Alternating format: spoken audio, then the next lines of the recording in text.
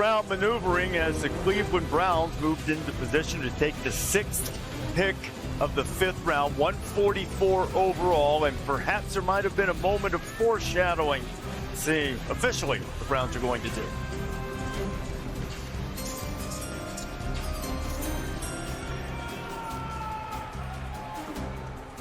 The Seattle Seahawks have traded the 144th pick to the Cleveland Browns. With the 144th pick in the 2025 NFL Draft, the Cleveland Browns select Shedeur Sanders, quarterback, Colorado. Cleveland has been discussed as a potential destination for Shedeur Sanders really throughout this draft process. At one point, maybe really early, at another point early in the 2nd round, and then here it comes in the 5th round finally. Shedeur Sanders, Big 12 Offensive Player of the Year, set a Colorado record with 37 touchdown passes, helped revitalize that Colorado program along with Travis Hunter. And in this draft line in 2023, and then this past year, really both years, not much of a running game at all. Okay, guys like Murray and Hampton and Ashton Jeanty had more rushing yards in a game and a half than their top rushers did all year. But you look at the accurate, precise passing. One thing to be accurate, another to be precise. Shedeur Sanders is. When he's getting pressured, he has that feel, and he will take a little off, and he will layer throws. A lot of college quarterbacks don't do that. He already gets that element of playing quarterback, which will have to be in the NFL. The deep ball accuracy, he showed it at the Combine, he showed it at Colorado, he showed it at Jackson State.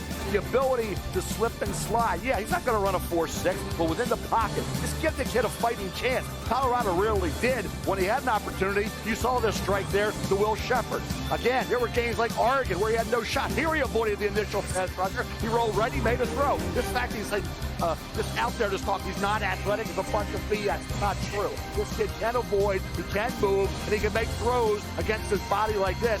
Key play against Baylor in that football game, Lou. I don't get it. I know you don't, but here we are in the 5th round, Cleveland Browns. Get a guy who should have been, in my opinion, a 1st-round pick, a high 1st-round pick. And you look at the sliders, right? The guys that have slid, the NFL gets it. They know everything. No, they don't, because the guys that have slid have done really well. Geno got into the 2nd round. He's doing pretty well, right? Jimmy Clausen and Brady Quinn didn't, but then there's Aaron Rodgers. Chad Pennington went 18. Brett Favre, 2nd round. Boomer Esiason, 2nd round. Dan Marino, late 1st round, and now you have a situation with Shedeur dropping to the 5th round. Tom Brady, everybody said, okay, he was what, a 6th round pick. When Tom Brady was drafted, there was a quarterback that went 18th. That was Chad Pennington. The quarterback went in the 3rd round. That was Giovanni Parmazzi from Hopkins. When Tom Brady got there, what did he tell Robert Kraft?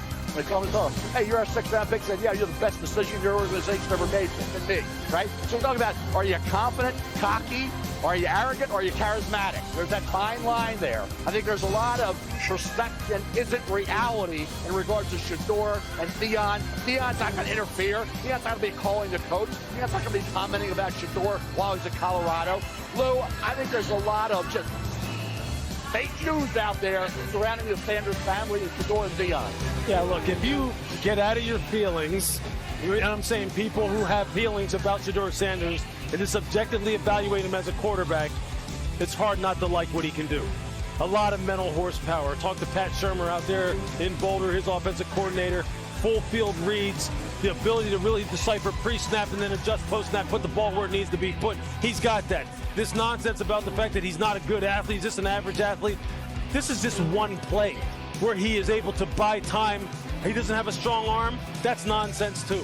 He can put the ball wherever it needs to be put at the NFL level, all 3 levels, across the field, drive it in the tight windows. He's got a lot going for him from a physical skills perspective and how he plays the quarterback position. This whole situation transcended how he plays the position and really became about, do you like him as a person or not? And that's why he's here in the 5th round, getting drafted to the same team after Dylan Gabriel. Simple as that. Well, they've started 40 quarterbacks, more than anybody in the NFL, I think, since 1999 or so. And look, he slid for sure. Maybe there are lessons he needed to learn from this, and perhaps he has.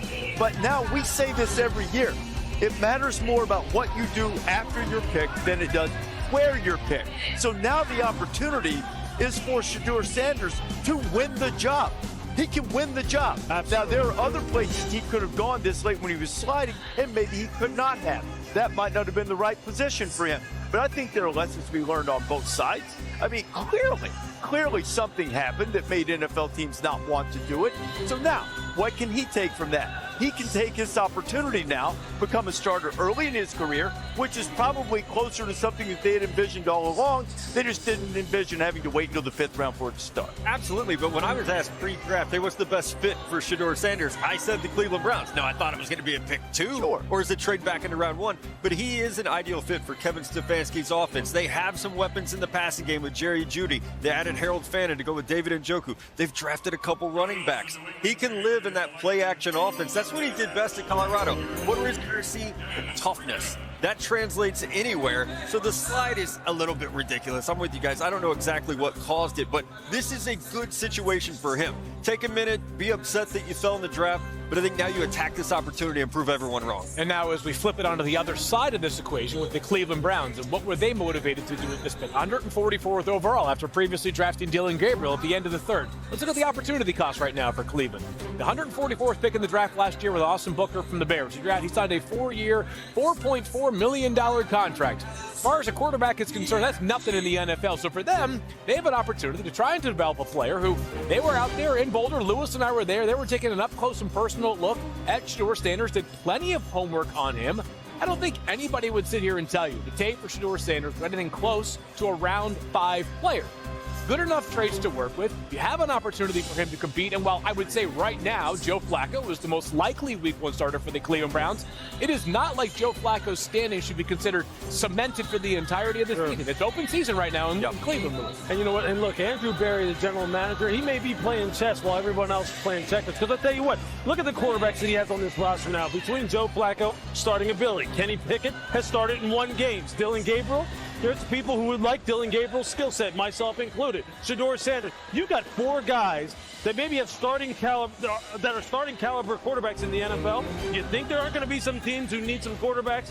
One of the best times to pick a quarterback, Andy Reid used to tell us this all the time in Philadelphia. The best time to pick a quarterback is when you don't need one. Yeah. They are stockpiled right now. Andrew Berry's going to be sitting back this summer as teams are scrambling around because every quarterback situation always ebbs and flows. And people are going to be going, hey, Andrew, and he's going to be going, talk to me. What do you need? I got 4 of them. Oh, that's right. And you know what?